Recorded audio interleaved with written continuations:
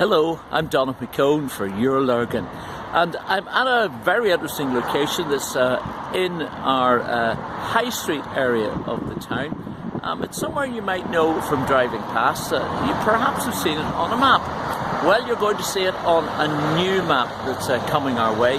A map that will really put Lurgan on the geological map.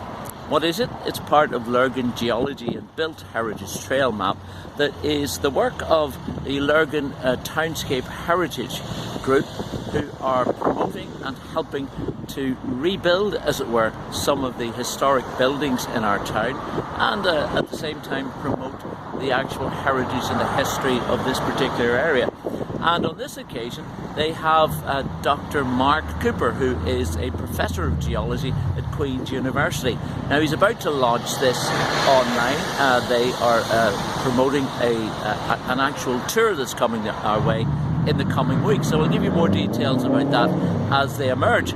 But this map, which will be freely available, is a chance to visit some of those really interesting parts of this town that are constructed based on the geology of this area and in other areas too, and it tells the rich history. Now it starts a little further up from where I am at our, what you might call our Quaker quarter. Cleverly designed, okay, so that when you open it up you have number one, and if you want to see where you are on the route, it's on the back. So you a little booklet, yeah, and that works without having to open up the whole thing. Alright, and this is number one, which is the Quaker buildings, the old meeting house and the graveyard, and it's a good opportunity, and we'll find a few of these opportunities where you get people off that main road to where it's safe to have a group where it's relatively quiet. The old townhouses there that you can see, as you saw them as we come in, with the lovely kind of yellowish bricks. The main building stone there is basalt, lovely black basalt. You'll see that on the surfaces of some of those really cut blocks, there are little holes.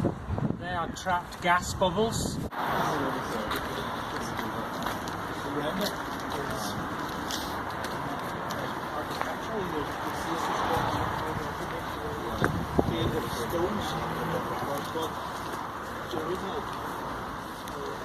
The reason they choose an igneous rock, and in particular things like granites, is that they're very hard. So although they're hard to shape, stonemasons would have to work quite hard to shape these before we have various sort of machines to do it. But you can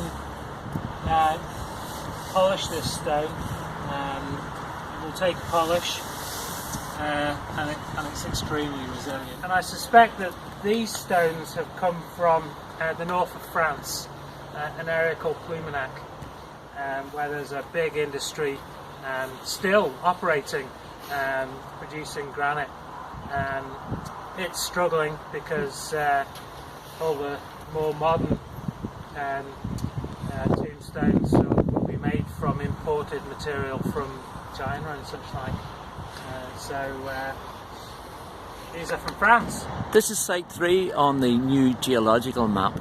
Lurgan Town Hall, constructed in 1868, John Archer, the local builder, and it's using basalt and some of the local brick. When I say local brick, perhaps throughout Northern Ireland. No specific destination for these ones, but certainly a fine building that serves the town and has done since the 1860s, and it's right next door to another building which we can't really see the backlog of to, but most likely there's a similar construct to it too, basalt as well, but it's faced very much differently. And this, of course, the Mechanics Institute. It's the same granite, well, it's not quite the same granite, but probably from the same area. Yeah. They look a little different.